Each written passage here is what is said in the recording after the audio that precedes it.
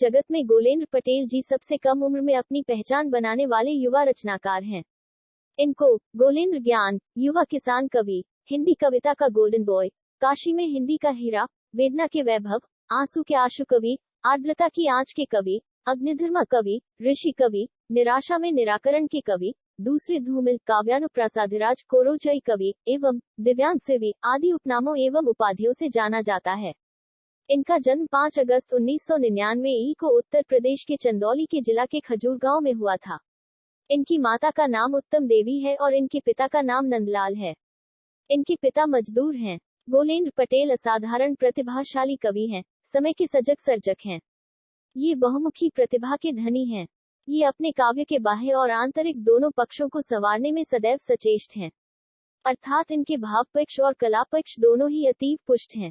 भाव और कला, अनुभूति और अभिव्यक्ति, वस्तु और शिल्प सभी क्षेत्रों में गोलेंद्र जी ने युगांतरकारी परिवर्तन व प्रयोग किए हैं।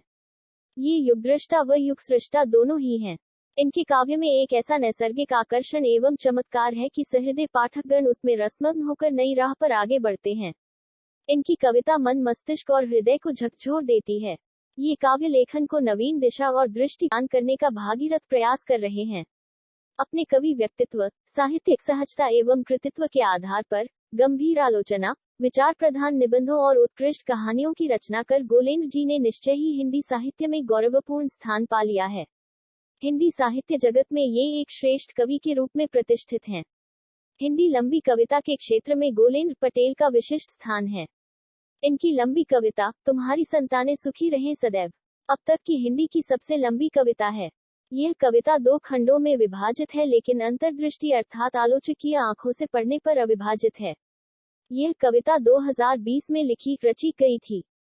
गोलेंद्र पटेल काशी हिंदू विश्वविद्यालय के हिंदी विभाग से शिक्षा ग्रहण कर रहे हैं। इस कविता के बारे में ये अक्सर कहते हैं कि तुम्हारी संतानें सुखी रहें सदैव एक लंबी कविता है। सभ्यता और संस्कृति इसकी देह और आत्मा है, मित्रता और मोहब्बत इसकी बुद्धि और प्रज्ञा है और अनुभव और अभ्यास इसकी परम अभिव्यक्ति की प्रज्ञात्मा है। इनके काव्य व्यंग्यों में समाज एवं व्यक्ति की कमजोरियों पर तीखा प्रहार मिलता है। इनके काव्य हिंदी साहित्य की अमूल्य निधि हैं। निस्संदेह गोलेंद्र जी हिंदी काव्य गगन के अप्रतिम तेजों में मार्तंड हैं। धन्यवाद।